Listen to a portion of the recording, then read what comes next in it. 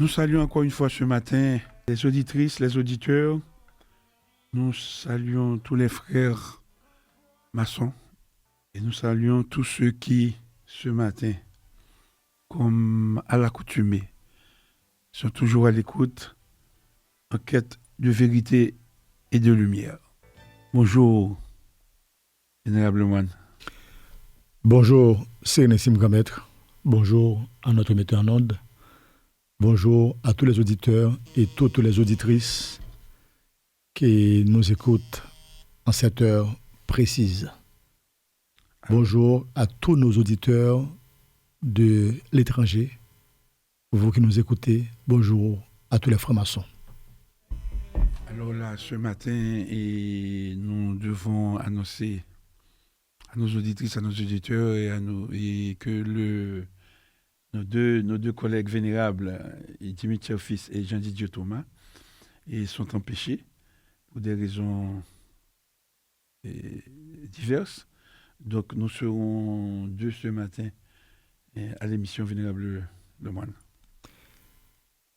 Oui, nous sommes là pour présenter une autre édition de l'émission À l'écoute de la franc-maçonnerie pour ce dimanche 15 février de l'année en cours.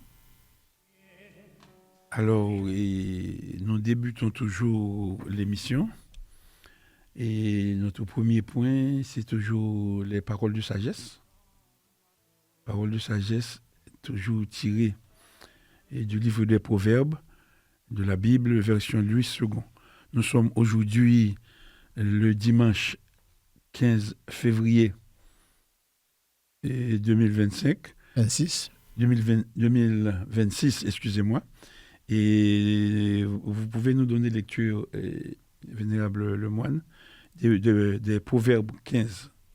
Sans désemparer, c'est Nessim Gametre, Vénérable Maître, collègue, franc-maçon haïtien, franc-maçon d'outre-mer, partout, vous qui nous écoutez. Nous sommes dans le livre des Proverbes 15 et nous allons vous lire les 3 premiers versets suivants. Une réponse douce calme la fureur, mais une parole dure excite la colère. La langue des sages rend la science aimable, et la bouche des insensés répand la folie. Les yeux de l'Éternel sont en tout lieu, observant les méchants et les bons. La langue douce est un arbre de vie, mais la langue perverse brise l'âme.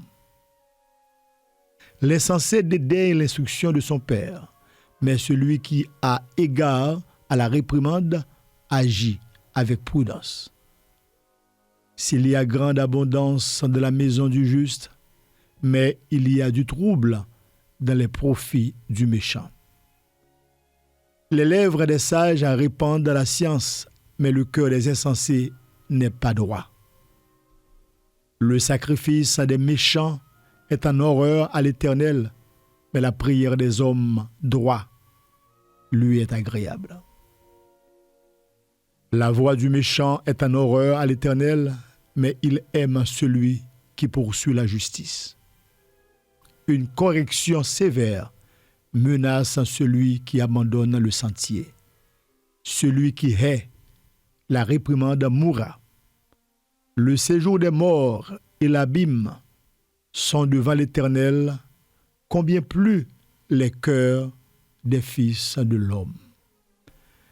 Le moqueur n'aime pas qu'on le reprenne.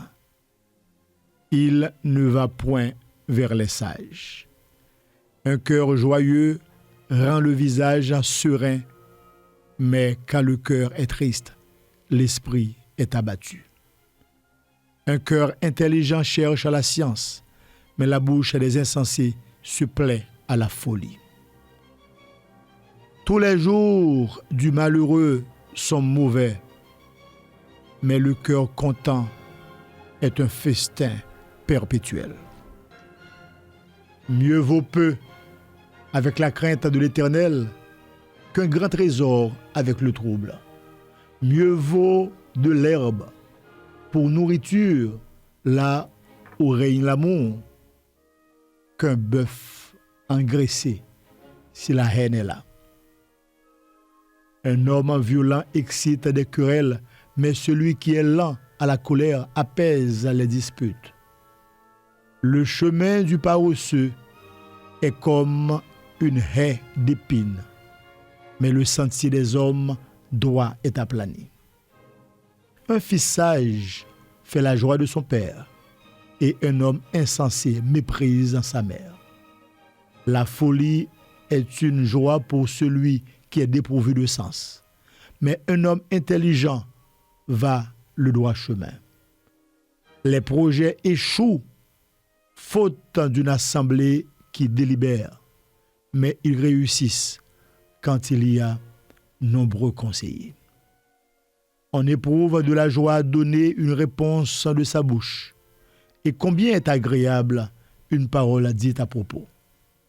Pour le sage, le sentier de la vie mène en haut, afin qu'il se détourne du séjour des morts, qui est en bas. L'Éternel renverse la maison des orgueilleux, mais il affermit les bornes de la veuve.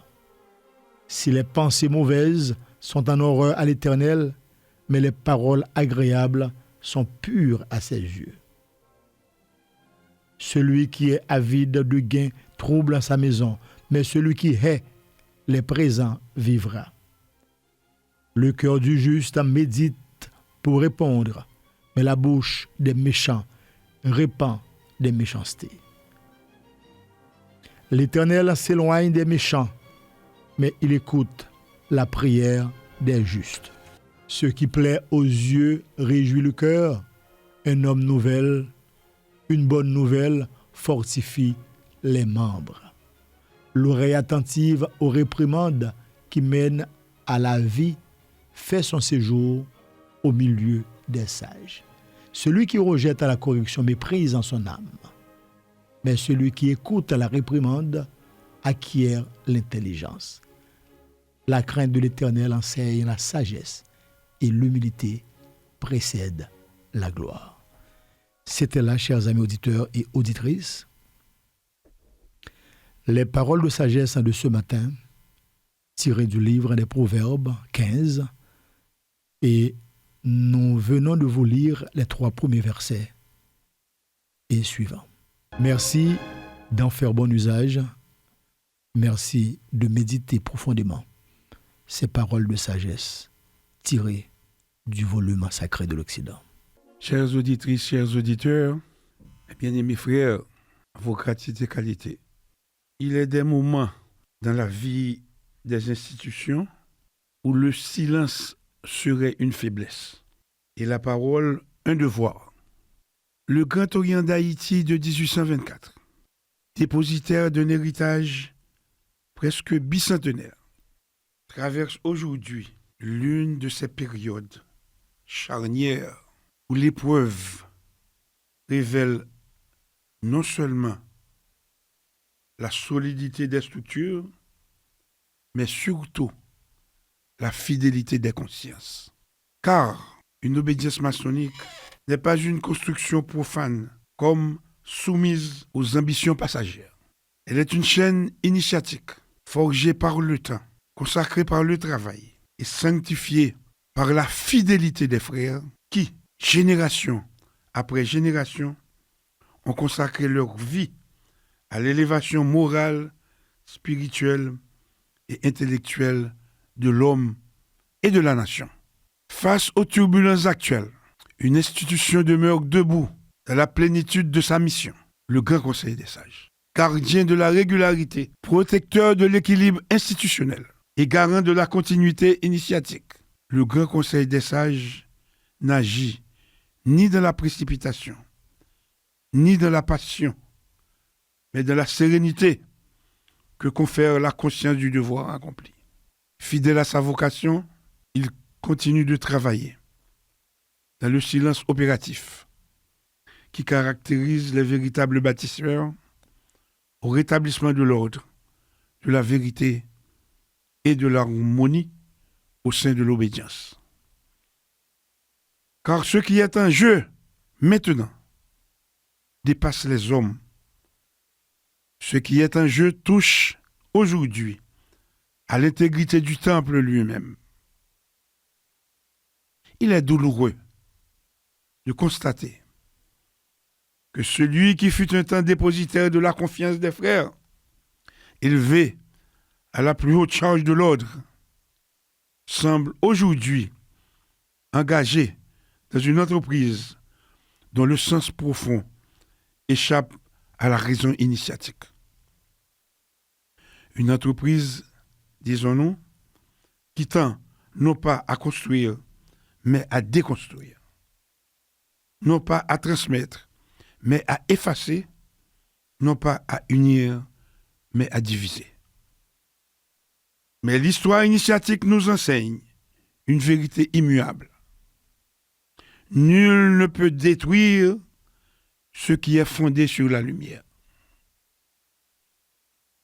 Car les obédiences véritables ne reposent pas sur la volonté d'un seul homme, mais sur la force collective de la chaîne d'union, sur la fidélité au serment librement prêté et sur l'attachement indéfectible aux principes qui transcendent les intérêts individuels. Le grand conseil des sages, conscient de la gravité de l'heure, agit avec la retenue des justes, la fermeté des gardiens et la patience des bâtisseurs. Il ne répond ni à la provocation, ni à l'agitation. Il répond par le travail, il répond par le droit, il répond par la fidélité aux principes immuables de l'ordre. Car en franc-maçonnerie, le temps n'est pas l'allié de la confusion, il est l'allié de la vérité. C'est dans cet esprit de fidélité, de sérénité et d'espérance que nous vous accueillons ce matin à l'émission, à l'écoute de la franc-maçonnerie. Bonne écoute à vous toutes et à vous tous. Vénérable le moine, nous avons centré l'émission et ce matin, nous avons le cœur un peu crispé. Naturellement, parce que nous avons prêté serment, comme nous venons de le dire, de faire notre devoir. En ce sens, notre place a toujours été et est toujours à l'endroit qu'il faut, à l'heure qu'il faut et au moment qu'il faut. Nous le prouvons encore une fois ce matin. Face au devoir, nous sommes à ce micro pour rectifier, pour corriger, pour continuer à construire et non à détruire. En ce sens, nous avons lu une note officielle signée par le passé grand maître Malherbe Jacquet.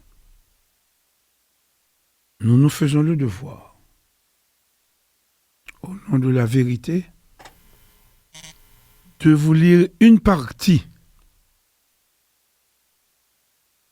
de cette note qui devra nous servir pour le reste de l'émission du jour.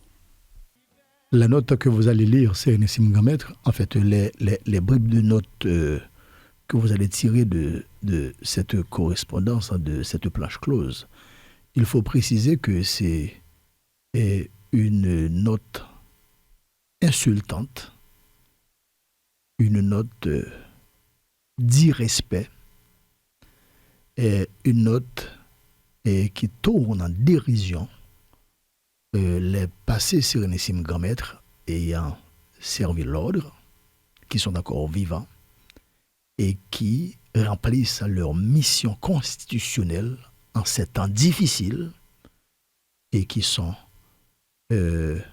malheureusement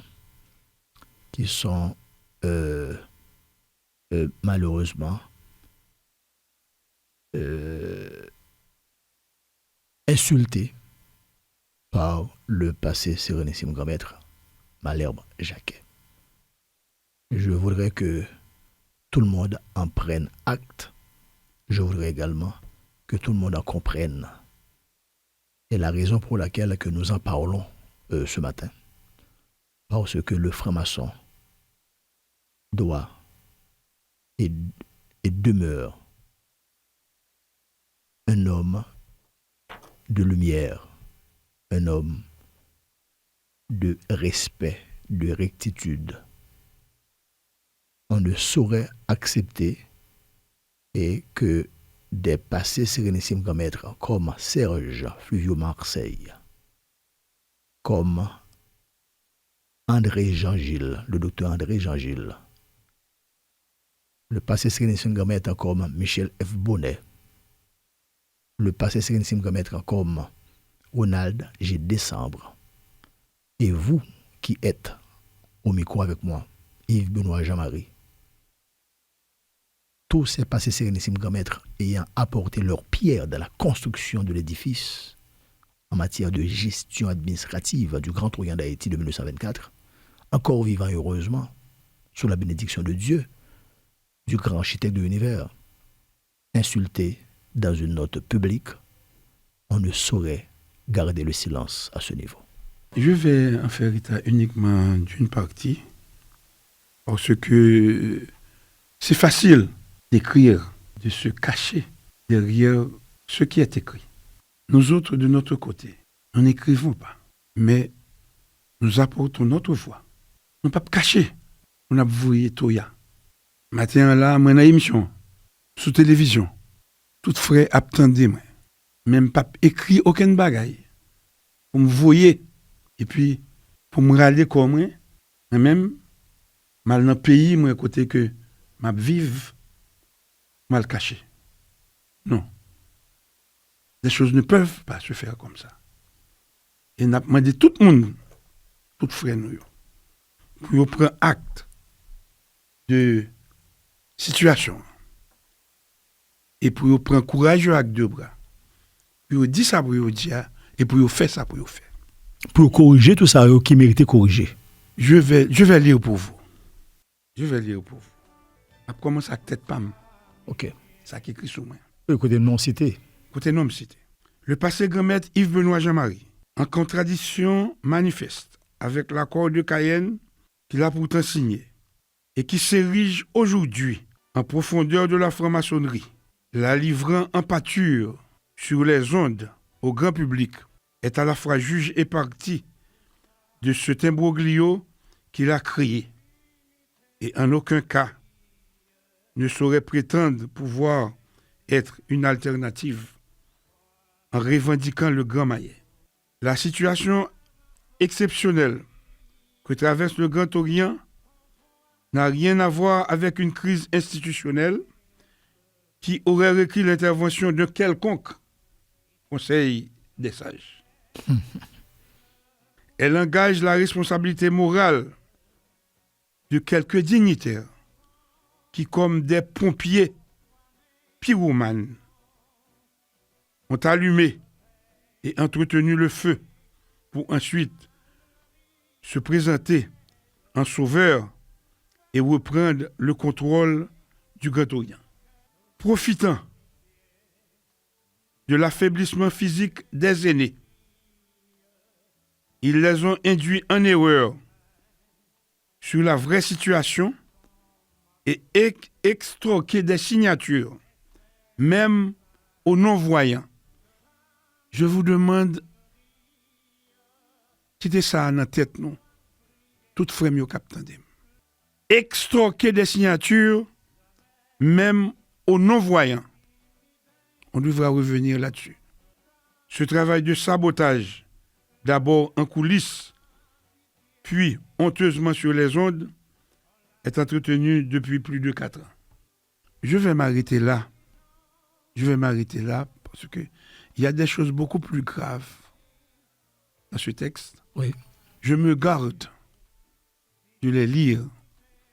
Mais moi, Yves-Benoît Jean-Marie, citoyen haïtien à part entière, je me réserve le droit, en temps opportun, de faire le nécessaire pour garder mon intégrité et faire respecter ma personne, mes droits, je le dis fermement, et je le ferai en temps opportun. Je dois vous dire, vénérable le moine, que ce matin, je ne suis pas là pour me défendre. Non, pas du tout, parce que Ce ne serait pas le bien non plus. les faits sont là. Et au fur et à mesure, nous viendrons avec des images. Des images qui prouvent la vérité. Je vais tout simplement dire que à aucun moment de la durée, je ne revendique aucun grand maillet. Autant que je sache également.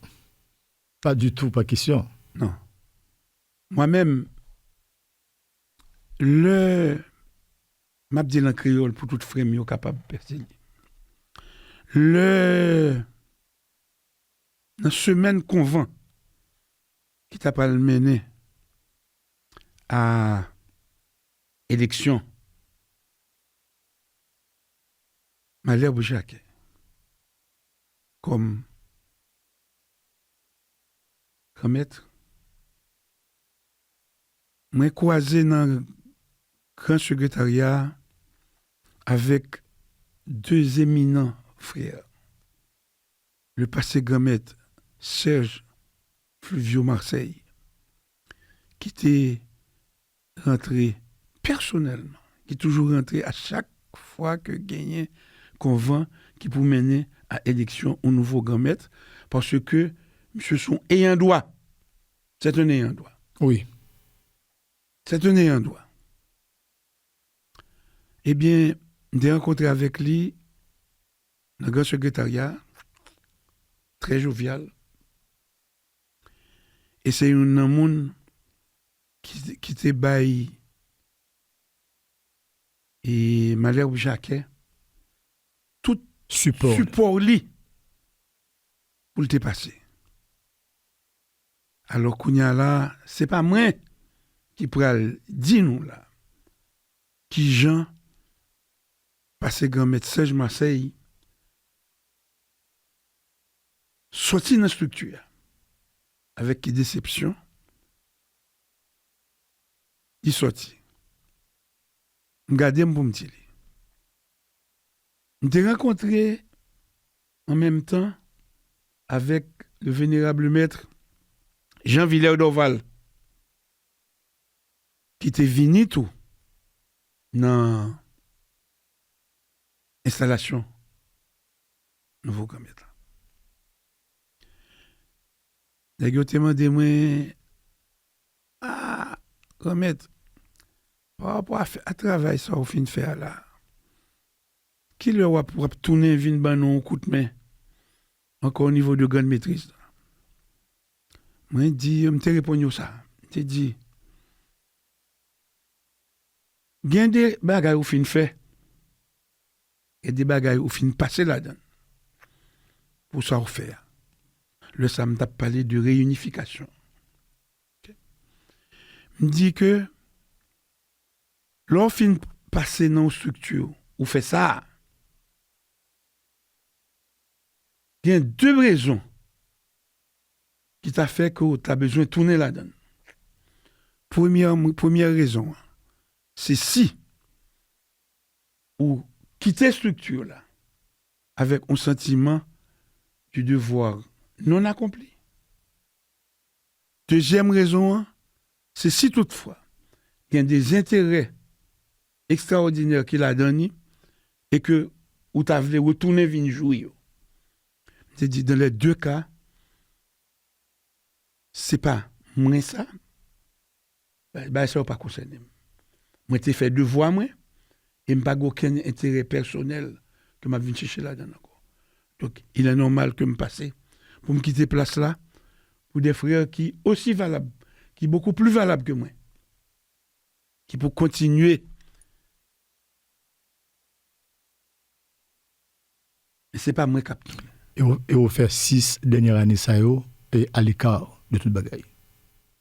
À l'écart de toute bagaille. Ou était à distance, soit pour ça. Je ne jamais écrit, je ne jamais parlé, je ne jamais fait rien. Donc, c'est pour dire que, dans le moment ça là, je ne pas revendiquer aucun grand maillot. Et je n'ai pas besoin de ça tout. D'ailleurs, je clair pour tout le monde, pour tout frère, que je ne pas éprouver aucune fierté là. Je n'ai aucune fierté pour me dire que c'est membre Grand Orient. Dans l'état que lié. Donc, comme je dis, en ce qui me concerne, je suis accusé de plusieurs choses dans la correspondance. Je ne vais pas venir pour me défendre tête parce que il y a trop de preuves qui parlent pour moi. Et puis vous votez sur vous dans la maçonnerie. Certainement. Pas de monde qui a effacé ni détruit ça que tu fait. Ou essayer, mais cependant, ou pas privé. Parce que il y a des bails qui auraient été nets, ineffaçables. Nous prenons plus loin. Nous sommes sortis pour nous. Ils ont accusé moi du fait que moi extorqué des signatures, même de non-voyants. Même de non-voyants. Moi-même, je juge, m'a jugé ça, et moi-même, m'a taxé d'impertinence.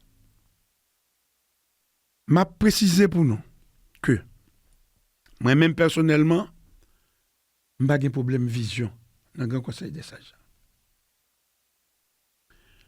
Le passé grand maîtronal G décembre, il n'y a pas de problème de vision. Non plus. Non plus. Le passé grand maître Michel F. Bonnet, il n'y a pas de problème de vision. Non plus. Le passé grand maître Serge Fluvio Marseille, il n'y a pas de problème de vision dans le Grand Conseil des Sages. Le seul passé grand maître qui gagne un problème de vision dans le moment que n'importe qui monde est capable de gagner, c'est le passé grand maître André Jean-Gilles. André Jean-Gilles. Que yo craché sous lui là.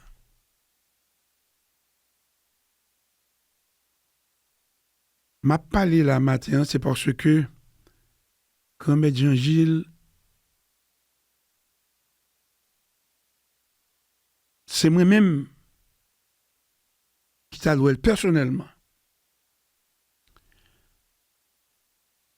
avec correspondance que le Grand Conseil des Sages a été préparé pour te voyer par obédience.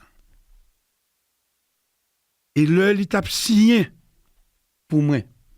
Il t'a signé en présence de petits garçons qui ont frère tout, qui ont franc-maçon. Également médecin. Également médecin. Médecin et médecin oculiste. Oui. Donc, assurément, c'est lui-même qui a occupé de yeux papali, qui fait toute ville tout, comme oculiste, à soigner les yeux.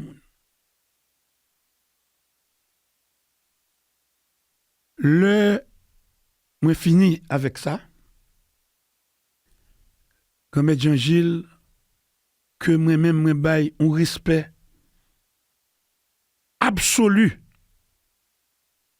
pour sa geste, pour ça le représenter en tant qu'humain, en tant qu'homme dans la société. pour ça le représenter en tant que frère et en tant que dignitaire. Et pour ça que le fait. Ma probable respect que toujours bali. Et me dit li, me connaît tout que matin li à l'écoute. L'attendez moi. Lire les moi.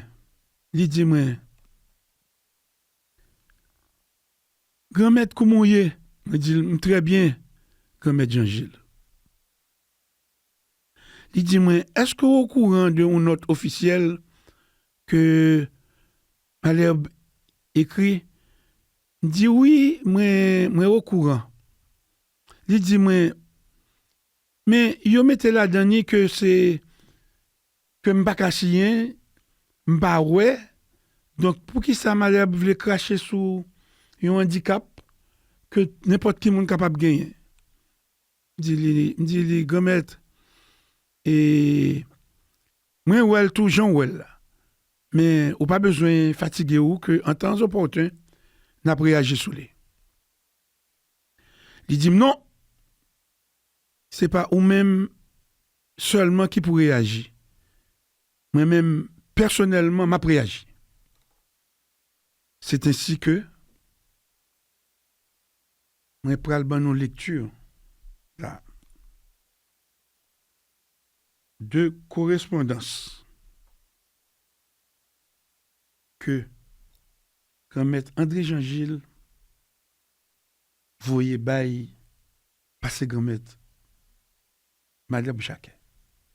Et nous souhaitons que toute obédience prend et note, toute loge, toute frère maçon, tout le monde qui est concerné, ils comprennent ça a passé parce que c'est pas de gaieté de cœur que nous-mêmes n'avons parlé de tout le ça, je le dis sur les ondes, sauf que nous pensons que quand un moment de vérité crivé, il faut que chaque monde prenne responsabilité.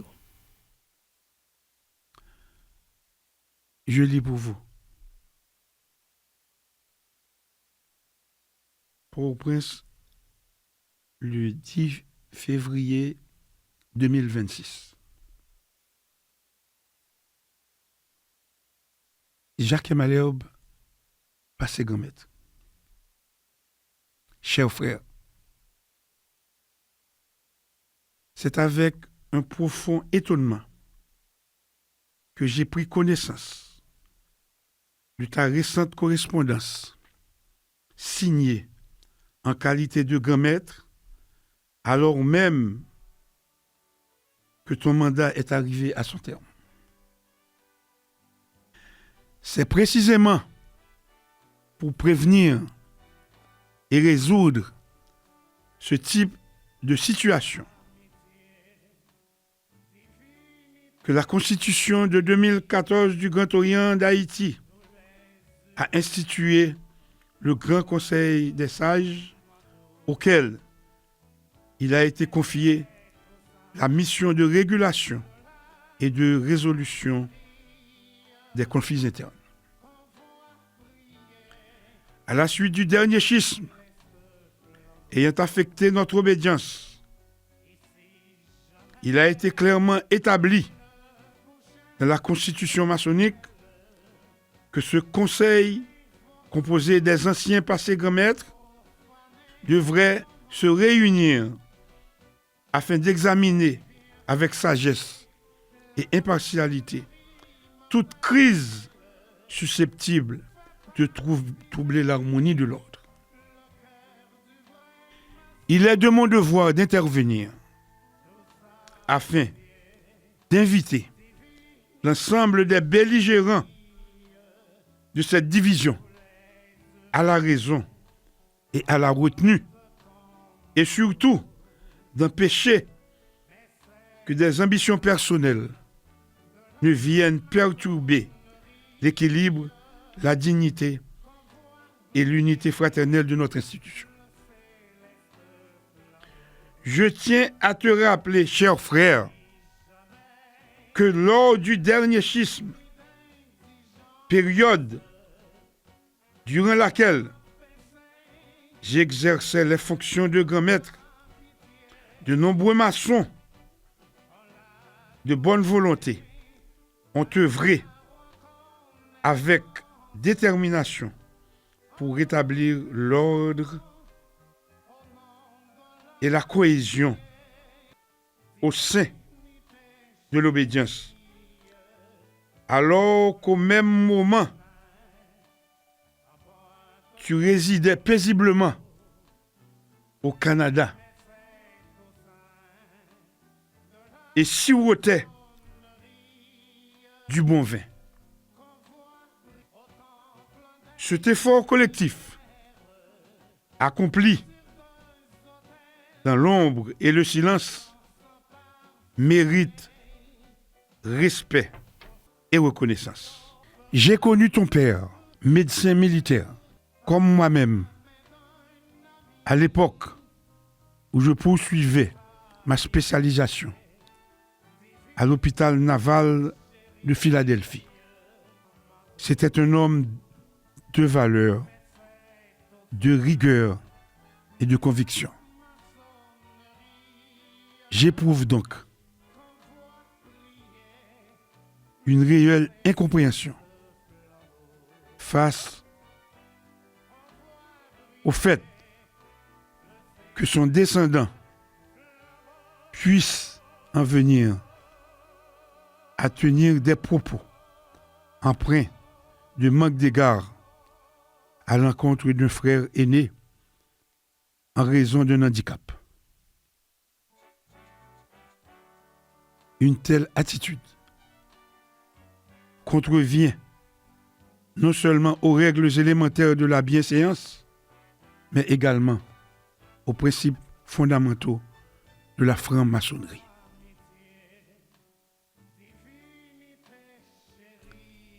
Comme le dit le proverbe créole, je dis à Pouyoun, demain, Pouyon l'autre.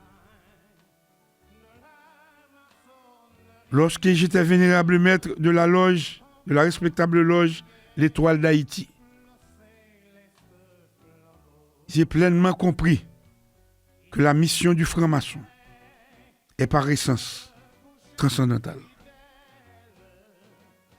C'est cette conception exigeante de l'ordre que j'ai transmise à mon fils, lui aussi franc-maçon. Elle implique un certain niveau de formation intellectuelle, morale et universelle que j'exigeais des niveaux récipiendaires en tant que vénérable, afin de préserver l'institution de toute dérive et d'éviter qu'elle ne tombe entre les mains de ceux qui ne mesurent ni la portée ni la responsabilité de leur charge. Lors de ma prestation de serment en qualité de grand maître du Grand Orient réunifié en janvier 2012, j'ai demandé à tous les frères présents de prêter serment, la main droite levée sur le volume de la loi sacrée, en s'engageant solennellement à ce qu'il n'y ait plus jamais de schisme au sein de l'ordre maçonnique. Cet engagement n'était ni symbolique, ni circonstanciel. Il visait à préserver durablement l'unité, la paix et la continuité de l'institution. Nul ne saurait aujourd'hui s'en affranchir sans engager sa responsabilité morale et maçonnique. Comme il est dit avec sagesse, malheur à celui par qui le scandale arrive. Un franc-maçon est maître de son destin. Il ne se soumet ni aux pressions, ni aux manœuvres, ni aux desiderata d'intérêt particulier. Un vénérable, a fortiori, un ancien grand maître, ne saurait se laisser entraîner par qui que ce soit dans des entreprises contraires à l'esprit de l'ordre. C'est pourquoi j'en appelle solennellement à tous les frères, sans distinction, afin qu'ils se ressaisissent, renouent avec la mesure, la dignité et l'harmonie. Ce n'est qu'à cette condition que nous pourrons continuer à apercevoir la lumière que nous cherchons tous, tant au sein de notre ordre qu'au sein de notre pays. André M. Jean-Gilles, passé grand maître. Vénérable le moine, je viens de vous lire, et je l'ai lu pour toute obédience. Nous venons de vivre encore une fois. C'est le cas pour nous de dire que nous avons travaillé aux côtés du passé grand maître André Jean-Gilles. J'ai connu le passé grand maître André Jean-Gilles et j'ai travaillé avec lui à plusieurs niveaux.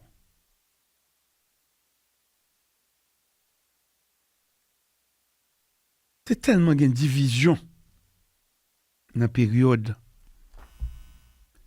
et pendant que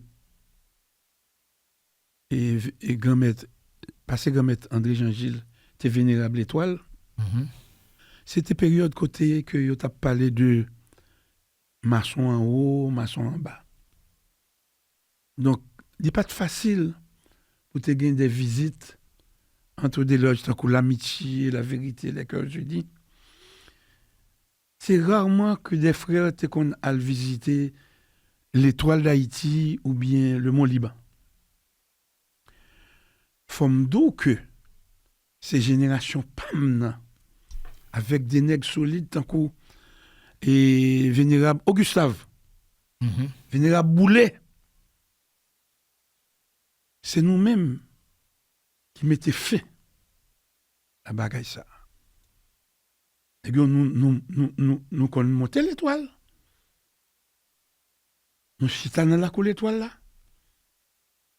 Nous avons fait débat. Nous mangeons ensemble. Et il y en a de même tout. Que frère qu'on descend d'amitié, parce qu'on la cour l'amitié go. Et c'est ainsi que nous venons familiariser. Donc, nous venons proches.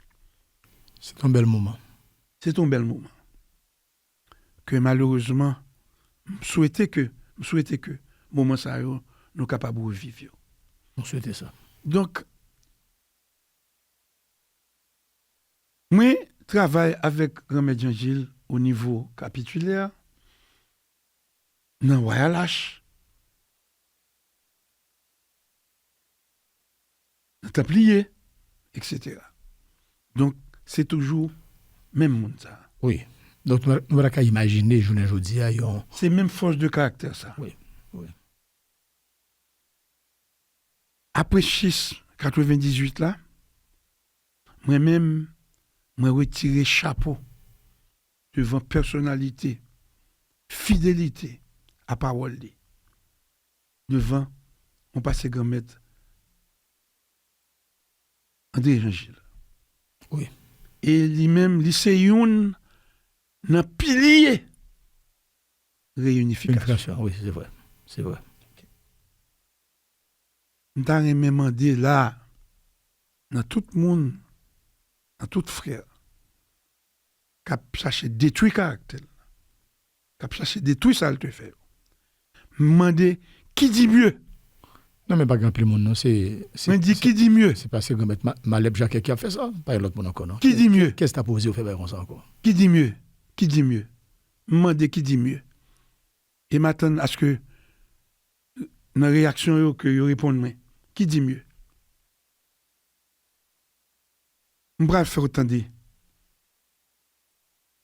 Remettre André Jean-Gilles, il n'est pas capable, il n'est pas en mesure pour intervenir directement matin, parce que il était question comme tu relais, pour intervenir, pour te positionner. Mais comme il n'est pas capable de venir, il n'est pas capable de faire directement, il va voir que je vais faire toute obédience, entendez.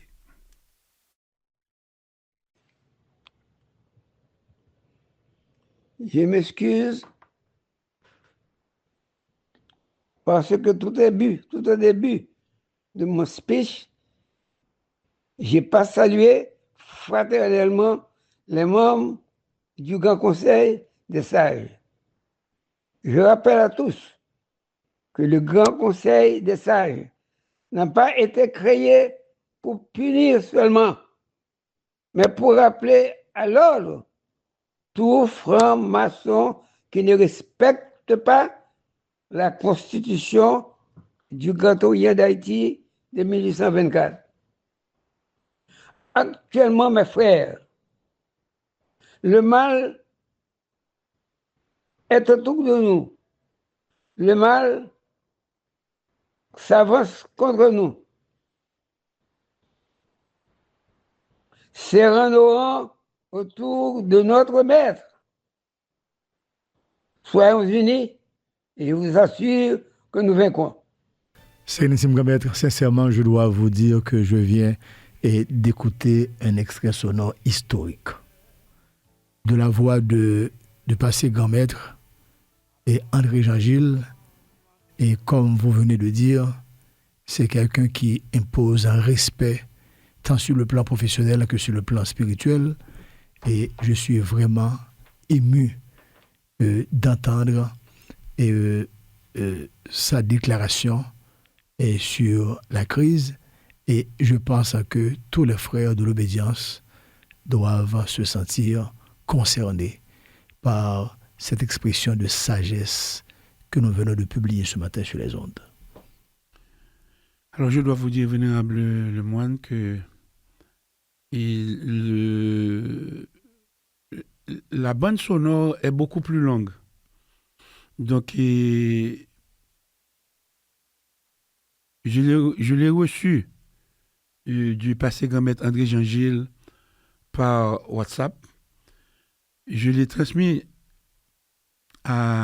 pour édition pour l'émission, mais ce n'est qu'une partie bien sûr, qui a été tirée, et je vais voir si je peux et vous faire entendre au cours de l'émission la totalité de l'intervention du passé Sérénissime Grand Maître André Jean-Gilles.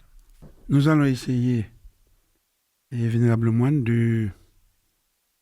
de passer l'intégralité de l'intervention du passé Grand Maître André Jean-Gilles. Je voudrais commencer par saluer les auditeurs et auditrices de l'émission à l'écoute de la franc-maçonnerie. Je voudrais aussi saluer le passé grand maître Jean-Marie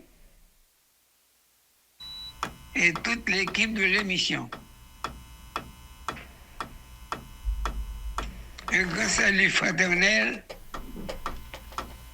à mon ami et grand franc-maçon, le vénérable Borges.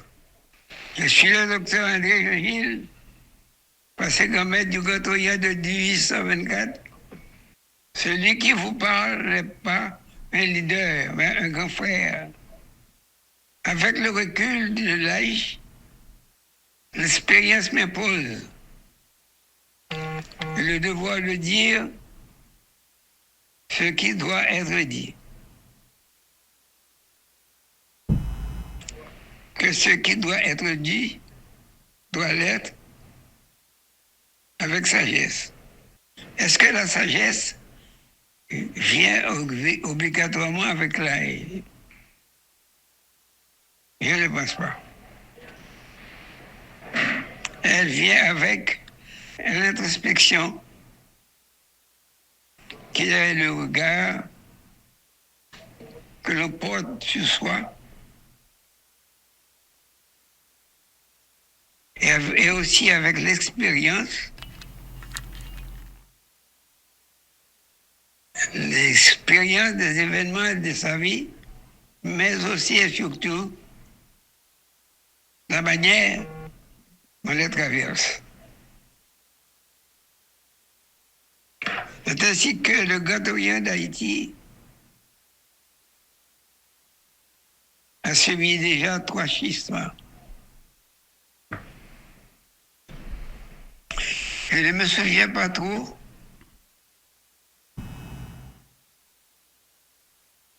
Mais le DG suisse, schisme, a conduit à la formation de la Grande Loge d'Haïti.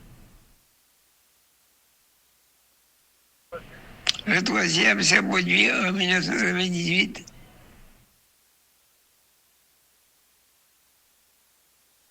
Et grâce à toi, par ces grand-mères de Jean-Marie, grâce à mes efforts, et grâce à plusieurs autres formations, nous avons pu surmonter cette épreuve douloureuse. Et lors de ma prestation de serment, en tant que grand-mère, en janvier 2012, j'ai demandé à tous les frères de prêter serment le livre sacré pour que plus jamais il y ait des schismes dans la formation haïtienne. Et comme on a dit la Bible, malheur par qui le scandale arrive.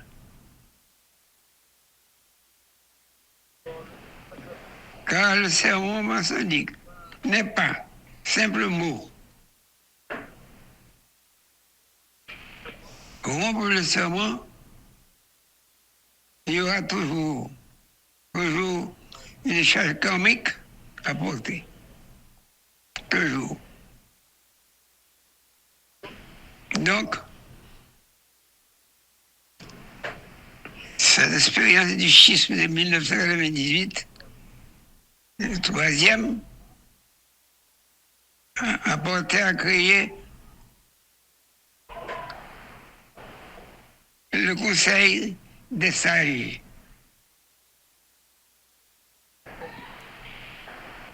Avec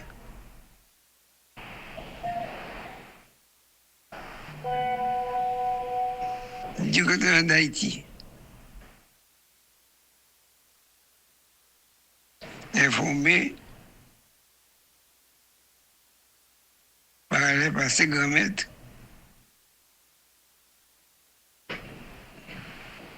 et actuellement nous sommes au nombre de 6 avec le passé grand-maître chacun qui malheureusement semble vouloir alors sans vouloir semble porter à l'ordre maçonnique,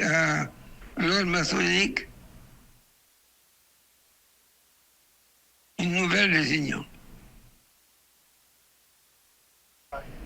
À ceux qui ne sont pas élus,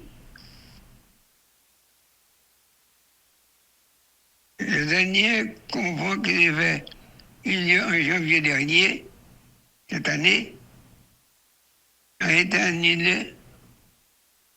Le grand-maître est passé grand-maître Malel. Ce qui fait le nouveau grand-maître n'a pas pu prêter serment. Donc nous, au niveau du Grand Conseil des sages, nous allons inviter le passé grand-maître Alerte à une réunion pour clarifier la situation.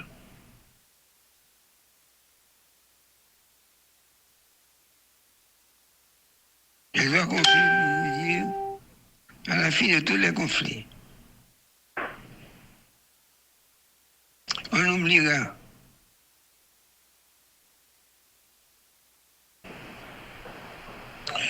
on doit se souvenir de ceux qui ont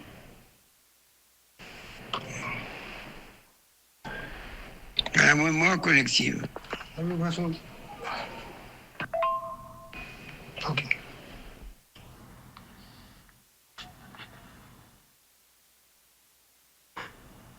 Je vais conclure pour dire qu'à la fin de tous les conflits,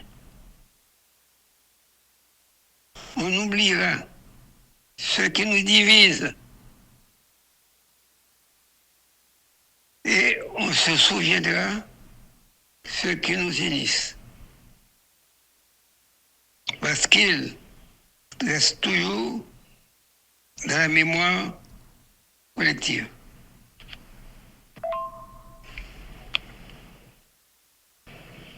Je m'excuse parce que tout au début de mon speech, je n'ai pas salué fraternellement les membres du Grand Conseil des Sages.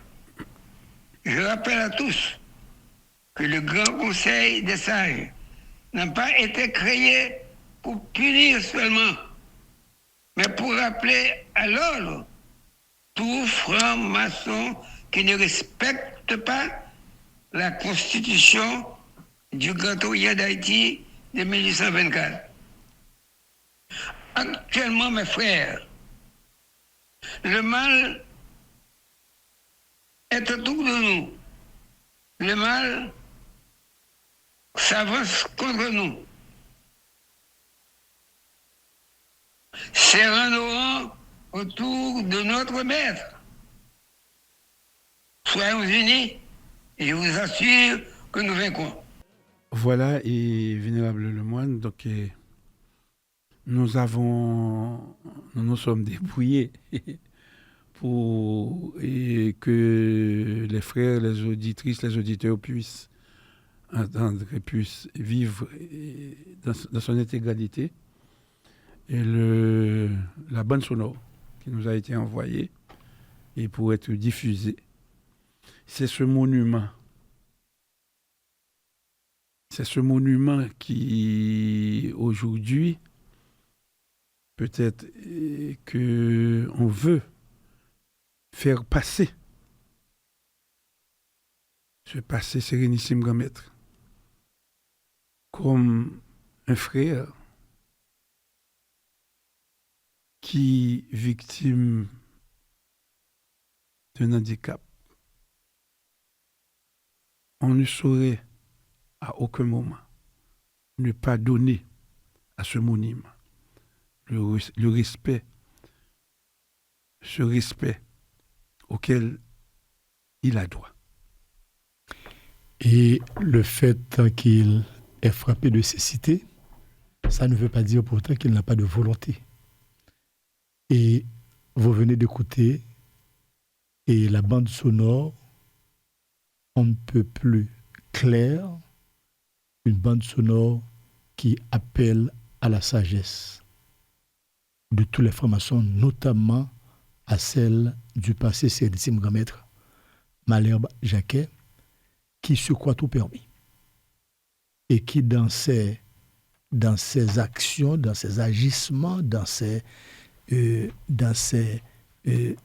initiatives et biaisées, il croit pouvoir décider tout seul pour la franc-maçonnerie en mettant de côté les règlements généraux, en mettant de côté le Grand Orient d'Haïti de 1824.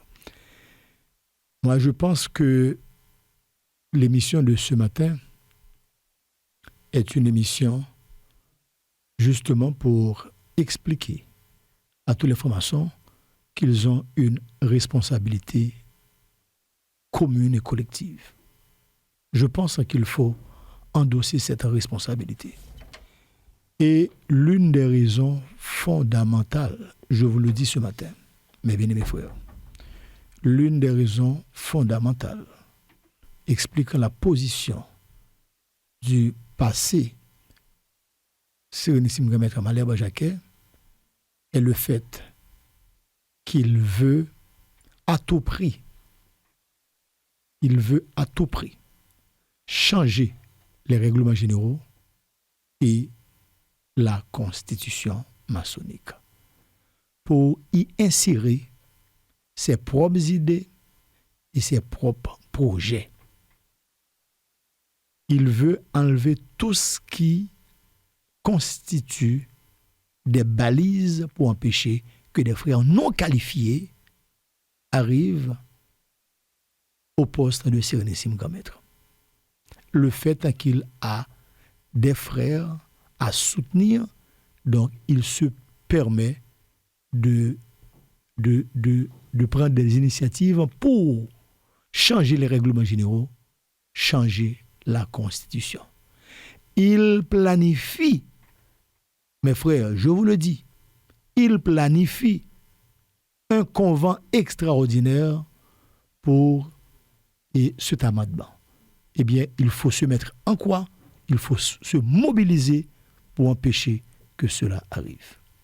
Alors là, et Vénérable Lemoine, et merci pour cette précision. Et nous allons recevoir en ligne un des membres du Grand Conseil des Sages.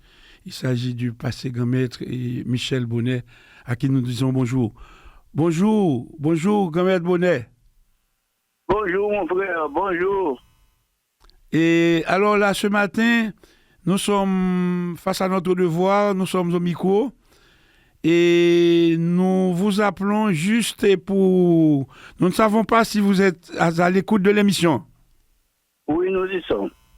OK. Donc, vous avez suivi nos différentes interventions et nous savons que, humblement, par rapport à votre parcours, et vous auriez pu avoir beaucoup à nous dire du passé grand maître André Jean-Gilles.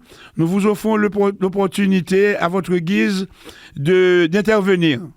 Et je vous en remercie parce que le passé grand maître Jean-Gilles, je me suis senti vraiment fier d'avoir fait un bon parcours et jusqu'à date dans la franc-maçonnerie haïtienne. Il peut être même considéré comme un exemple. Il a beaucoup travaillé, il s'est même déporté pour la franc-maçonnerie haïtienne et que c'est avec fierté que nous le présentons comme un exemple. Bien entendu, cette nouvelle génération de francs-maçons ne connaît pas assez des anciens grands maîtres comme Jean-Gilles, moi-même, notre serviteur Bonnet, Ronald Décembre, etc. Cependant, nous autres, au timon des affaires de la franc-maçonnerie haïtienne, nous avons travaillé pour le présent et pour l'avenir. C'est le travail qu'a fait avec nous du grand maître passé Jean-Gilles. Nous lui devons du respect. Il est un modèle. Ce n'est pas facile d'arriver à cette hauteur. Cependant, si l'on observe les données de la franc-maçonnerie, la mission de la franc-maçonnerie, et je dirais même la philosophie de la franc-maçonnerie, il faut toujours avoir en tête ces modèles, les exemples dont fait partie le passé grand maître Jean-Gilles. Je ne sais pas s'il nous écoute, mais je le salue respectueusement et j'espère qu'il tienne bon. Voilà. Je ne vais pas garder trop longtemps le micro. C'est très peu ce que je dis. J'aurais peut-être besoin de plus de temps pour présenter à la jeunesse maçonnique actuellement cet homme, cet exemple, ce modèle. Mais je ne veux pas trop user du temps qui m'est accordé. J'en profite seulement pour le saluer et demander au grand architecte de l'univers de continuer à veiller sur lui. Je te remercie, mon frère. Merci beaucoup, Grand Maître Bonnet. Et nous avons apprécié à sa juste valeur votre intervention de ce matin. Après cette intervention, Vénérable Lemoine, nous allons poursuivre l'émission du jour, mais je tenais personnellement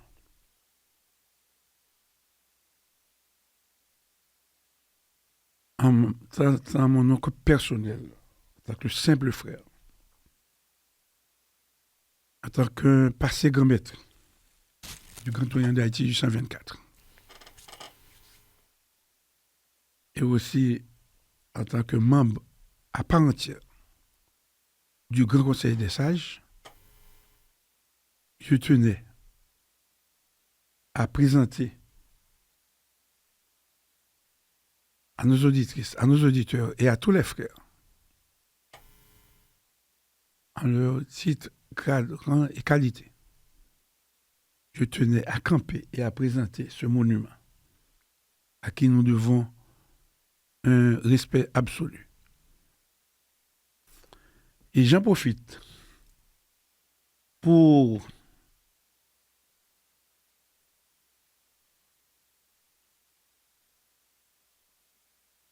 dans le cadre de la poursuite de l'émission, pour vous présenter une sorte de déclaration de principe et de dignité.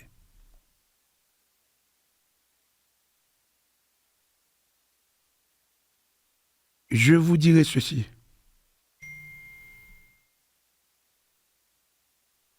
Il est des circonstances, comme nous l'avions dit au début de l'émission, où le silence,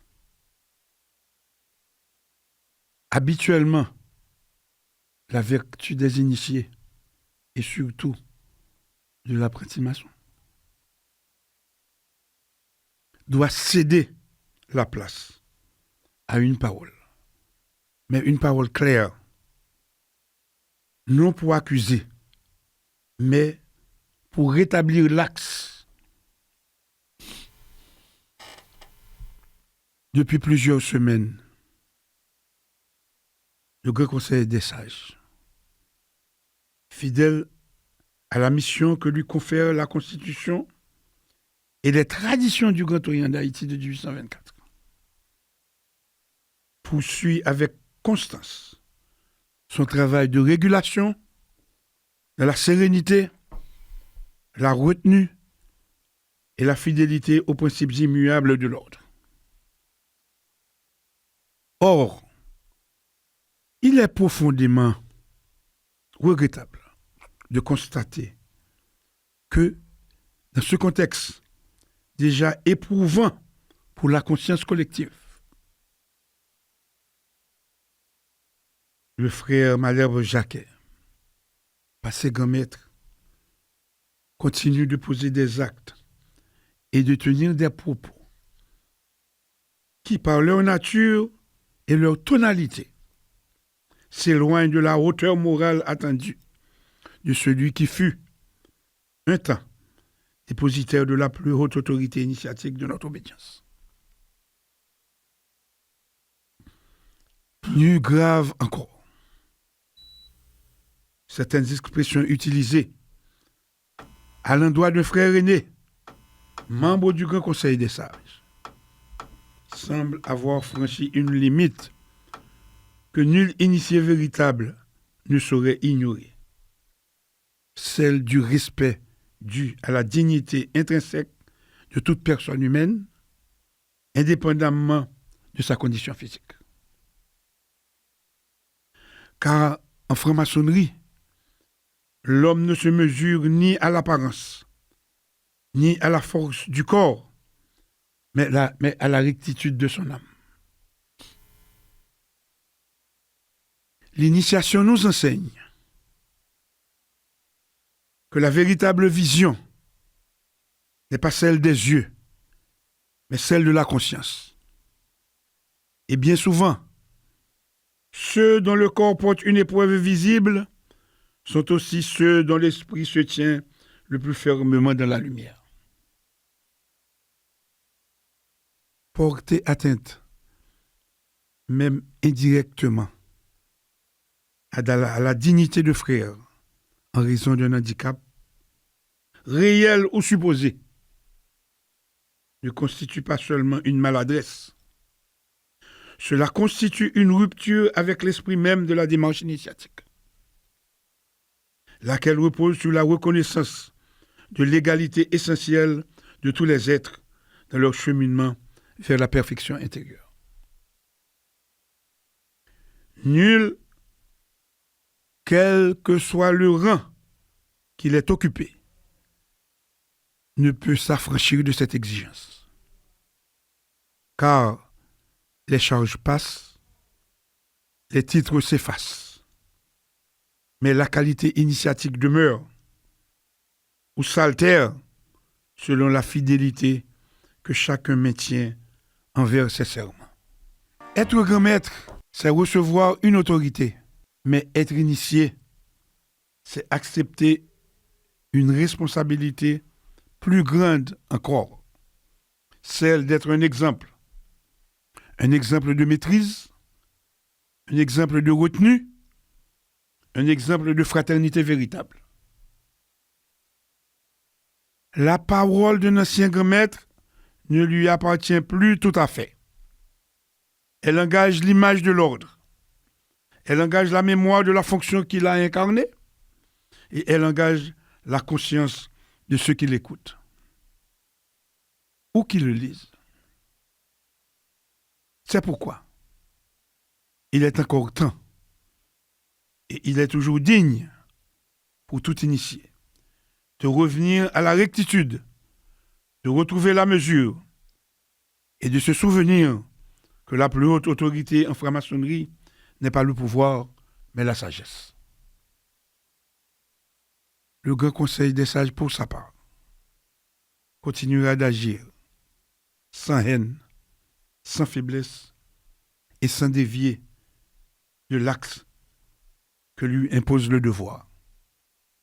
Car au-delà des troubles passagers, il demeure une certitude immuable. Le temple ne se soutient que par la droiture de ceux qui le servent. Et la véritable grandeur d'un initié ne réside pas dans l'autorité qu'il exerce, mais dans la dignité qu'il incarne.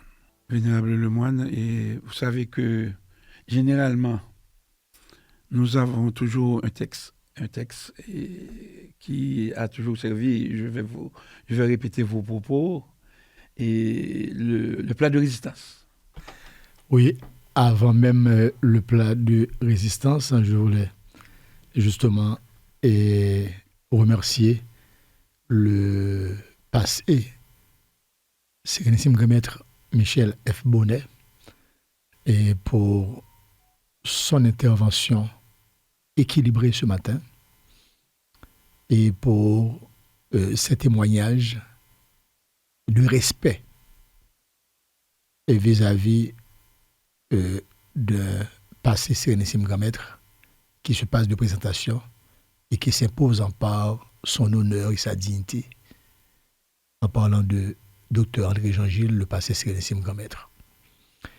Je voulais également profiter de cette bonne occasion et pour saluer celui qui m'a toujours témoigné une affection et sans limite.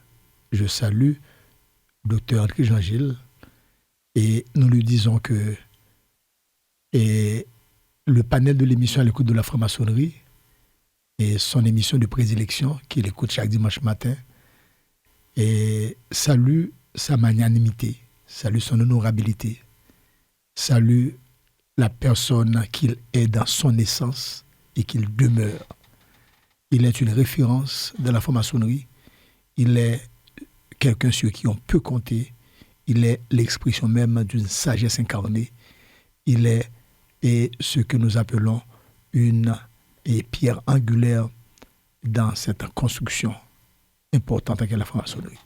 Donc, quel que soit ce qu'on écrit, quel que soit ce qu'on dit, ce qu'on pense, eh bien, celui qui pense de travers et en ce qui le concerne et porte la responsabilité et de ses pensées controversées, de ses pensées négatives, et il reste et demeure l'auteur André Jean-Gilles et un poteau mi-temps. Donc, et Sérénissime Grand Maître, merci de garder l'équilibre, merci de tes propos ce matin, merci de ce que tu nous laisses comme et sagesse, comme héritage et au sein de la franc-maçonnerie. Et Sérénissime Grand Maître, avant de passer au plat de résistance, et tu permets que je partage quelques bribes d'informations rapidement. Ce sont des informations importantes et avant même de parler de ces informations, je voudrais saluer les bien-aimés frères de la respectable loge La Jérusalem. Je crois que c'est numéro 38, Orient de Cap-Haïtien. Et ils sont nombreux à nous écouter. Et je me rappelle que vous étiez récemment à Jérusalem, les frères, en fait, tu étais à Jérusalem, les frères t'avaient accueilli avec chaleur et respect dû à un Sérénissime Grand Maître. Donc, je salue le vénérable maître Eder, mon ami, mon frère, comme je salue aussi le vénérable maître Jacquelin. Et je salue les frères Belloni, le frère Ernest, le frère Guerville, le frère Aldanov.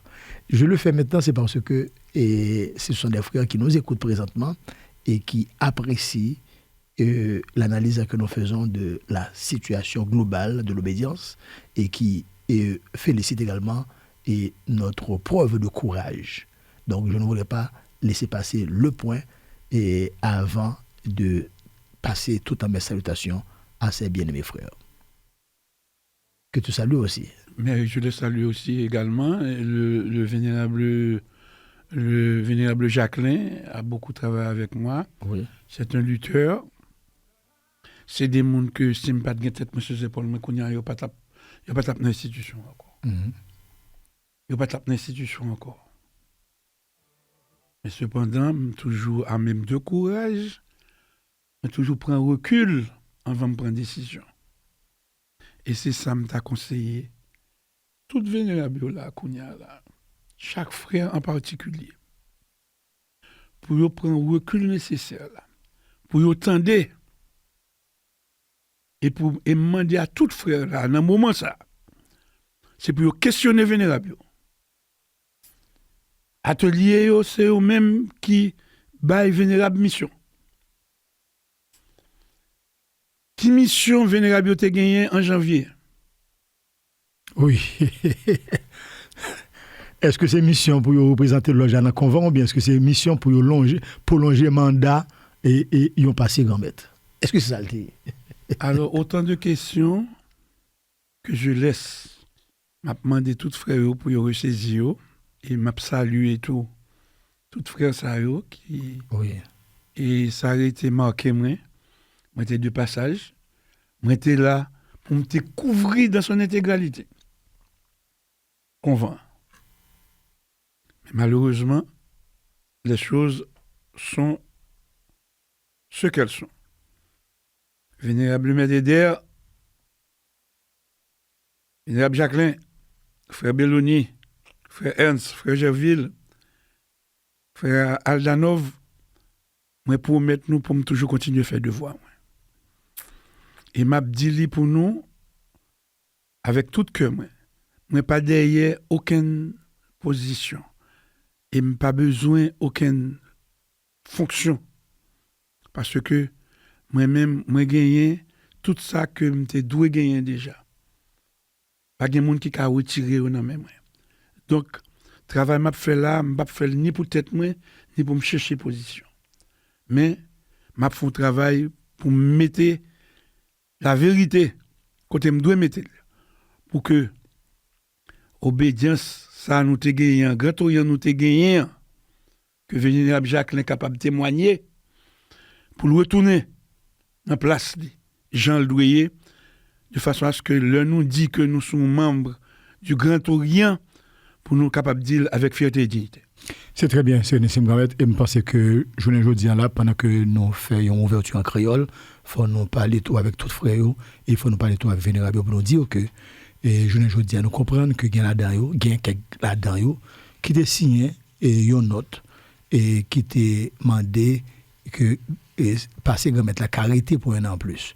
Il faut reconnaître que grand danger là-dedans, il y a un aspect illégal là-dedans et il y a tout en pile crise derrière ça seulement. Donc, il y a toujours et prendre responsabilité pour renverser tendance ça.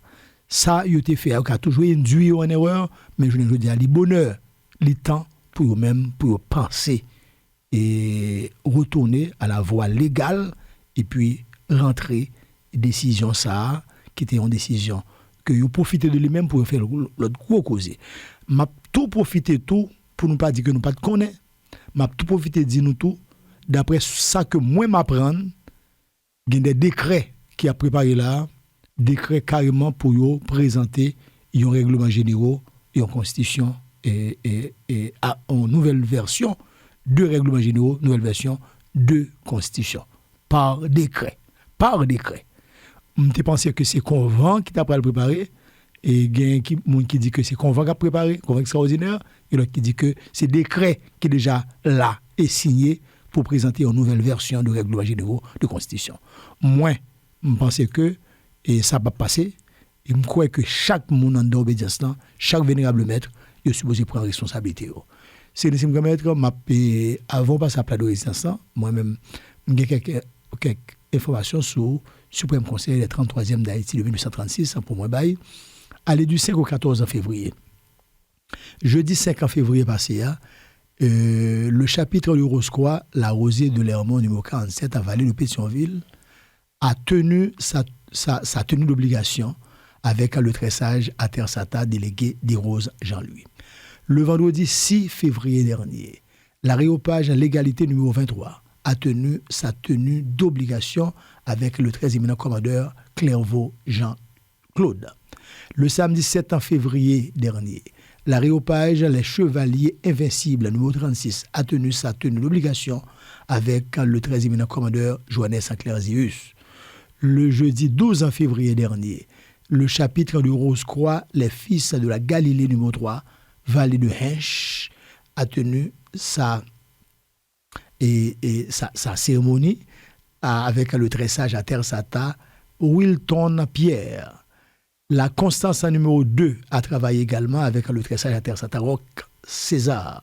Le vendredi 13 février dernier, les aréopages en suivant, comme les mages du Liban numéro 1, a travaillé avec, les aréopages ont travaillé avec le 13e commandeur Ricova Mathieu, et l'échelle mystérieuse en numéro 3 du Zénith de Hench a travaillé avec le 13e commandeur Bark Nevio. Les amis de l'Union numéro 7, Zénith des Cailles, a travaillé avec le 13e commandeur Thomas Samuel Saint-Martin. Samedi hier là, le samedi 14 février, et le chapitre de Rose-Croix, Terre Céleste, Vallée de Petite-Rivière de l'Artibonite, a travaillé avec le très sage à Terre Sata, Philippe Michel. Les héritiers du Graal, numéro 46, Vallée des Gonaïves, a également travaillé avec le très sage à Terre Sata, Carl-Henri Adolphe. Je tenais à donner toutes ces informations et j'en profite pour saluer tous ces bien-aimés frères, les très sages à Terre Sata que je vais les citer, les très éminents commandeurs que je vais les citer également, tous les frères et de leur et chapitre et aréopage. Je souhaite un bon dimanche, bon travail à ces bien-aimés frères et toutes mes félicitations à ceux-là qui ont participé à ces travaux en ces temps difficiles. C'est le panel de l'émission à l'écoute de la franc-maçonnerie qui fait passer ces salutations à tous ces bien-aimés frères et à tous ces hauts dignitaires. Le vénérable Lemoine, vous tenir au courant d'une correspondance, émanant du Grand Conseil des Sages, adressée au vénérable maître d'exercice, au passé vénérable maître, et à tous les frères réguliers de l'obédience. très respectables frères, vénérables frères, le Grand Conseil des Sages vous présente ses fraternelles salutations et dans le souci d'assurer le bon fonctionnement de l'obédience, à l'avantage de vous informer de la mise en place de son grand secrétariat. Cette structure a pour mission principale de maintenir et de renforcer les relations administratives et fraternelles avec les différents ateliers de l'obédience ainsi qu'avec les obédiences étrangères. Le Grand Conseil des Sages tient également à porter à votre connaissance que les passés vénérables maîtres Smith Bartellus et Caïto Étienne, chargés de la gestion de ce grand secrétariat, sont joignables au numéro suivant 34 01 34 27 37 13 29 30. Je reprends les numéros 34 01 34 27 et 37 30 37 13 29 30. 37 13 29 30. Comptant sur votre précieuse collaboration pour la réussite de cette nouvelle dynamique organisationnelle, le Grand Conseil des Sages vous prie de recevoir, très respectables frères, vénérables frères et bien-aimés frères, l'expression de ces salutations les plus fraternelles entre les cœurs et le compas. Et suivent les signatures pour le Grand Conseil des Sages. Très bien, Sérénissime Grand Maître. Et j'en profite pour saluer le courage des passés Sérénissime Grand Maître qui sont membres du Grand Conseil des Sages. Et je salue aussi le travail qui est confié à ces deux frères, Smith Bartellus et Caïto Étienne. Je leur souhaite du courage et bon travail en ces moments difficiles. Alors là, Vénérable le Moine, donc, comme à l'accoutumée, nous allons passer, comme on a l'habitude de le dire, au plat de résistance. Et c'est un texte approprié, qui est toujours approprié, que nous laissons et à l'appréciation des auditrices, des auditeurs, et à l'appréciation de tous les frères. Mais bien avant, je vais préciser pour les nouveaux frères et pour les membres des ateliers que la majorité des vénérables qui avaient peut-être signé cette pétition que peut-être que nous ne pouvons pas justifier, bien sûr. Et ils n'ont aucune autorité pour prolonger le mandat d'un grand maître, alors que les 2 termes de 3 ans qui lui étaient consacrés sont passés. Et en plus,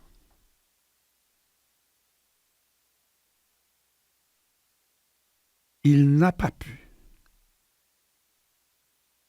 et n'a pas non plus donné les rapports financiers qui devaient servir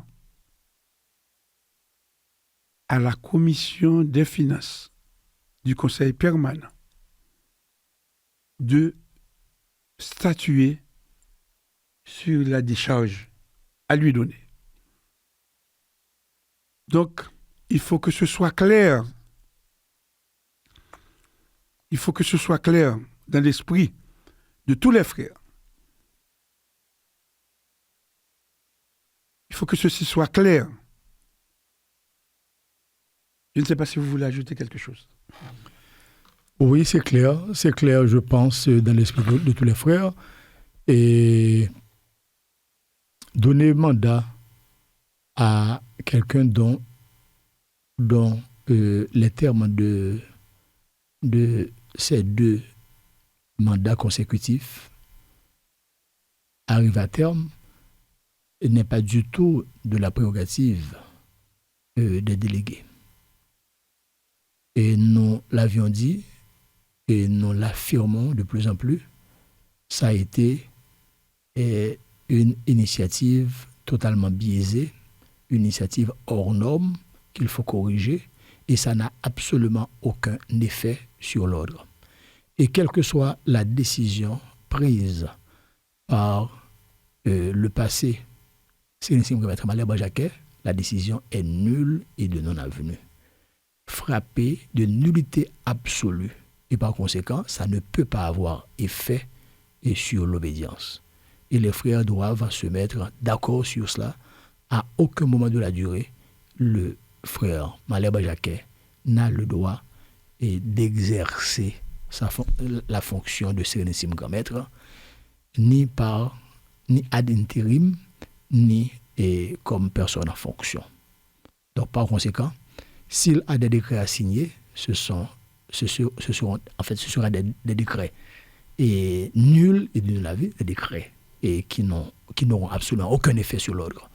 Ensuite, je pense que pour ceux-là qui nous écoutent et qui sont des vénérables maîtres en exercice, et à partir de ce moment, je pense qu'ils doivent en prendre leurs responsabilités en s'abstenant de participer à des activités, je dirais, présidées par quelqu'un qui n'a ni titre ni qualité. Que cela soit clair pour tout le monde.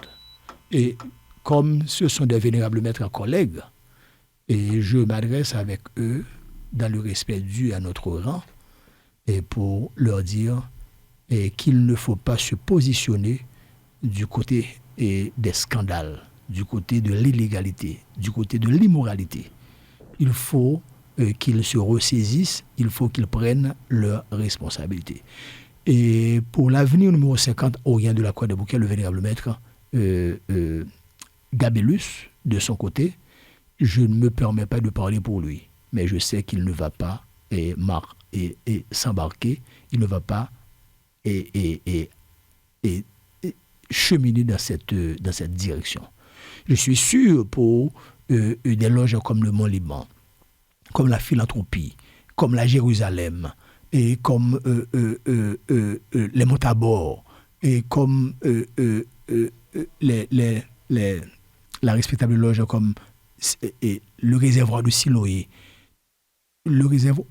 toutes ces loges régulières de l'obédience ne vont pas marcher dans ces logiques illégales. Par conséquent, je demande également aux bien-aimés frères des autres loges régulières de l'obédience de penser à corriger ces dérives.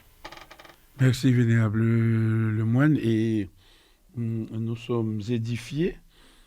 Alors là, nous allons passer effectivement au texte que nous avons préparé en la circonstance. Et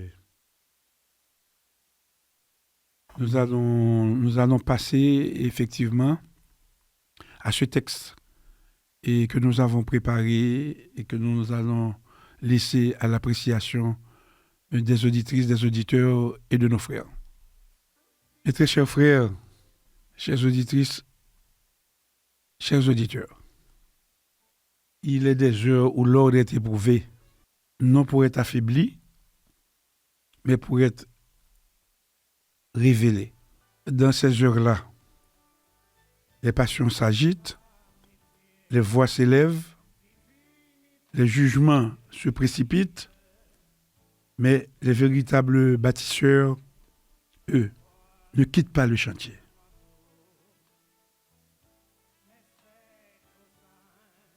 Le Grand Conseil des Sages, fidèle à la mission que lui confère la Constitution et les règlements généraux du Grand Orient d'Haïti 1824, ne s'inscrit ni dans la réaction, ni dans la rivalité. Il s'inscrit dans la continuité continuer à construire. Voilà notre devoir. Construire dans le respect strict de la Constitution, car la loi initiatique n'est pas une opinion. Elle est l'ossature du temple. Construire dans le respect des règlements généraux, car la règle librement acceptée est ce qui distingue l'ordre de la confusion.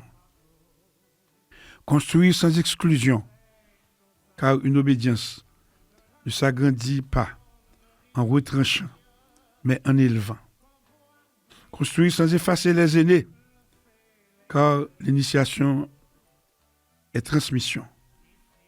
On ne bâtit pas l'avenir en reniant les fondations. On ne consolide pas une colonne en frappant sa base. On ne fortifie pas le temple en méprisant les pierres qui l'ont porté hier. Nos aînés ne sont pas des vestiges. Ils sont des mémoires vivantes. Ils sont les gardiens du souffle premier. Ils sont les témoins de ce qui a été construit dans l'effort, dans le sacrifice, parfois dans l'adversité. Cracher sur l'œuvre accomplie, c'est oublier que nous marchons sur des pierres taillées par d'autres mains. C'est nier que chaque degré franchi repose sur le travail silencieux de ceux qui nous ont précédés. En franc-maçonnerie, l'honneur ne consiste pas à s'imposer, il consiste à transmettre. La grandeur ne réside pas dans la rupture, elle réside dans la fidélité. Le Grand Conseil des sages choisit la voie la plus exigeante, celle de la construction patiente, celle du respect scrupuleux des textes, celle de l'inclusion fraternelle, celle de la reconnaissance envers les aînés. Car notre force ne naît pas de la division, mais de l'harmonie. Notre autorité ne vient pas de la confrontation, mais de la légitimité. Notre espérance ne repose pas sur l'effacement du passé, mais sur son intégration dans une vision plus haute. Le temple du Grand Orient d'Haïti de 1824 ne sera jamais l'œuvre d'un homme, il est l'ouvrage d'une chaîne ininterrompue. Et tant qu'il y aura des frères décidés à construire sans détruire, à affermir sans exclure, à honorer sans renier, le temple sera debout et restera debout. Car tout ce qui est fondé sur la Constitution, ce qui est nourri par la fraternité et ce qui est protégé par la sagesse ne peut être ébranlé durablement. Continuons donc à construire dans la rectitude, dans la fidélité, dans la lumière, et que notre œuvre parle plus fort que nos divergences. Sérénissime Grand Maître, félicitations pour le message de circonstance de ce matin, un message qui est bien cadré, un message qui est tout à fait à propos. En ces moments difficiles que nous traversons, je pense que ce genre de message arrive à bon endroit. Au moment où les bien-aimés frères sont à l'écoute, au moment où les frères de tous les ateliers nous écoutent, et ils peuvent non seulement réfléchir, mais apprendre également à poser des questions à leurs vénérables maîtres et respectifs et sur l'orientation donnée à la loge. Parce que un vénérable maître reçoit le mandat de son atelier pour et le représenter. Et à ce titre, il n'a pas à outrepasser le droit que lui confère ce mandat. De même qu'il ne doit pas embarquer la loge dans des voies détournées. C'est pour cela que nous autres, nous demandons et à tous les bien-aimés frères de comprendre ce qui est en train de se passer. Si un vénérable maître a été induit en erreur, donc s'il persiste dans l'erreur, ça c'est l'expression de mauvaise foi. Maintenant, et si le vénérable corrige les dérives, corrige les erreurs, ça prouvera sa grandeur d'âme et sa dimension de frère. En ce sens, à nous autres, nous pensons que les dérives du Grand Orient d'Haïti de 1924 doivent être corrigées. C'est de même pour les bien-aimés frères qui sont aux côtés du passé sérénissime comme Maître Valère Jacquet, dont certains sont des frères que j'ai pratiqués de très près. Donc, je demanderai à ces bien-aimés frères s'ils sont encore lucides et conséquents avec eux-mêmes. Ils doivent comprendre la nécessité de non seulement contribuer à résoudre ce problème de légitimité qui se pose, ils doivent également s'embarquer dans cette logique de refaire l'image de l'institution. En ce sens, nous autres, nous croyons fermement qu'il y a encore des frères de cette structure illégale et conseil exécutif intérimaire. Il n'y a pas ça dans le règlement généraux, il n'y a pas ça dans la Constitution, il n'y a pas ça dans nos us et coutumes. Conseil exécutif intérimaire. Ça s'est inventé de toutes pièces et à des fins, je dirais, personnelles. À des fins personnelles. Donc, si il y a quelqu'un animé de la velléité et de chambarder les choses dans l'institution, de refaire les règlements généraux, refaire la Constitution, ou venir avec des choses qui n'ont rien à voir avec les principes établis. Donc, je pense que les frères qui sont encore conséquents et doivent se retirer de cette structure illégale, et les vénérables maîtres, encore en exercice, doivent en se ressaisir. Les frères doivent eux aussi demander qu'il y ait éclaircissement de ce qui a été fait récemment au cours du mois de janvier. Merci, Vénérable Lemoine. Donc, en ce sens, nous sommes arrivés au terme de l'émission du jour, mais bien avant, et nous devons, et à ce moment précis, nous devons, comment Mdak a dit ça là, nous gagnons les pensées du jour. Oui, les pensées du jour. Les pensées du jour. Du maître Omram Mikhail Ivanov. Oui, maître Omram Mikhail Ivanov. Pour ce dimanche à 15 février. 15. Je peux. Vous oui, lisez non, vous lisez vous-même. Je peux lire pour vous. Oui. Ok. Pensée du dimanche 15 février 2026. Si vous saviez vous observer, vous constateriez que la plus grande partie de votre vie affective est faite d'échanges subtils et que ce sont ces échanges qui vous nourrissent. Vous sortez de chez vous le matin et vous rencontrez des hommes et des femmes pour qui vous avez de l'amitié, de la sympathie ou de l'admiration. Vous les saluez, ils vous rendent votre salut et vous êtes heureux. Ces échanges se font par l'intermédiaire de votre cœur, de votre intellect, de votre âme et de votre esprit. Et même si vous ne rencontrez pas physiquement des hommes et des femmes qui vous inspirent ces sentiments d'amour ou d'admiration, vous pouvez les entendre à la radio ou les voir à la télévision. Il y a aussi des livres que vous lisez, la musique que vous écoutez, les œuvres d'art que vous contemplez et que vous émerveillez. Est-ce que ce ne sont pas des échanges que vous faites avec des créatures? Par leur chef-d'œuvre, les artistes vous donnent quelque chose. Et vous, par votre admiration, par votre amour, vous leur rendez quelque chose. Vous direz, mais beaucoup sont morts. Physiquement, oui, mais leur âme et leur esprit, qui ont créé ces chefs-d'œuvre, sont immortels et ils continuent à alimenter votre âme et votre Saint-Esprit. C'est la pensée du jour tirée du livre Les pensées quotidiennes du maître Omram Mikhaël Aïvanov. Des pensées que nous ne commentons pas à l'heure de l'émission à l'écoute de la franc-maçonnerie.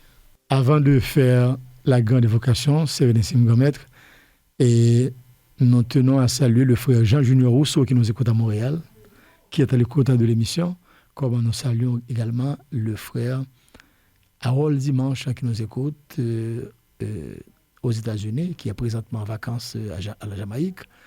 Nous saluons aussi le vénérable Closor, et qui nous écoute et qui nous fait des commentaires sur certains points que nous venons de débattre au cours de l'émission.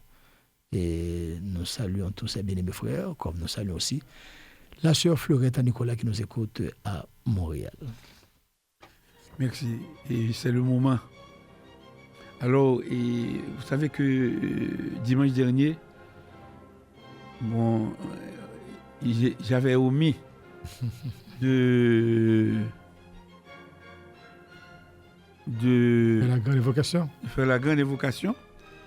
Et c'est une auditrice, une fervente auditrice, qui nous a rappelé et qui nous a demandé de ne plus oublier cette grande évocation. Cette grande évocation sur qui cette est note, nous saluons Madame Cam. Madame Cam, je vous salue, là vous êtes, je sais que vous êtes à l'écoute. La grande évocation à l'heure de l'émission à l'écoute de la franc-maçonnerie, chers amis auditeurs et auditrices. Du point de lumière de la pensée de Dieu, que la lumière afflue dans la pensée des hommes, que la lumière descende sur la terre. Du point d'amour dans le cœur de Dieu, que l'amour afflue dans le cœur des hommes, puisse le Christ revenir sur terre. Du centre où la volonté de Dieu est connue, que le dessein guide le faible vouloir des hommes, le dessein que les maîtres connaissent et servent.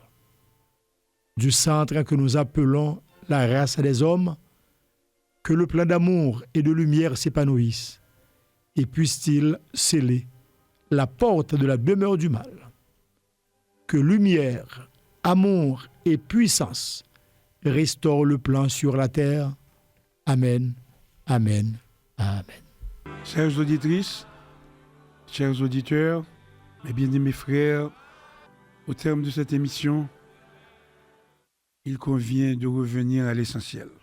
Les tempêtes passent, les passions s'épuisent, les ambitions se consument d'elles-mêmes. Mais les institutions fondées sur la lumière, elles demeurent. Le Grand Orient d'Haïti de 1824, sachez-le, n'est pas l'œuvre d'un homme. Il n'est pas le prolongement d'une volonté individuelle. Il est le fruit d'une chaîne initiatique presque bicentenaire, tissée par le sacrifice, la fidélité et la constance d'une génération de frères. Ce qui a été construit dans la régularité ne peut être défait par l'agitation. Ce qui a été élevé dans le respect des constitutions ne peut être abattu par la contestation sans fondement initiatique. Le Grand Conseil des Sages, dans la plénitude de sa mission, continue d'agir, non dans le tumulte, non dans la réaction, mais dans la rectitude. Car en franc-maçonnerie, la véritable force n'est jamais tapageuse. Elle est intérieure, elle est structurante, elle est patiente. Nous traversons une épreuve, mais l'épreuve révèle la qualité des pierres. Elle distingue celles qui se fissurent sous la pression de celles qui, éprouvées, deviennent pierres d'angle. À nos frères troublés, nous disons, gardez confiance dans les principes. À ceux qui doutent, nous disons, revenez à la règle et au compas. À ceux qui s'agitent, nous rappelons que l'ordre ne se sert pas lui-même, il sert la vérité. Car nul ne peut durablement prospérer contre l'esprit d'une institution initiatique. La lumière ne se défend pas par la colère, elle se maintient par la fidélité. Et tant qu'il y aura des frères attachés à leur serment, serment respectueux de la Constitution, fidèle à la chaîne d'union, le temple ne vacillera pas. Nous refermons donc cette émission de la sérénité. Non pas une sérénité naïve, mais une sérénité consciente. Celle qui naît de la certitude que le travail juste finit toujours par porter son fruit. Que la sagesse éclaire les consciences, que la fraternité l'emporte sur la division et que la lumière continue d'illuminer le Grand Orient d'Haïti 124 pour le bien de la maçonnerie et de la nation. Je vous remercie de votre écoute. À dimanche prochain pour la prochaine émission à l'écoute de la franc-maçonnerie. Bon dimanche et bonne semaine à vous toutes et à vous tous. Bon dimanche à vous tous et à vous toutes. Et une bonne semaine. Bon carnaval sous la protection du grand architecte de l'univers. Vous respectez les autres, vous respectez les principes, vous respectez également et tout ce qui mérite d'être respecté, même quand vous prenez votre plaisir au sein du carnaval, mes chers amis auditeurs et auditrices.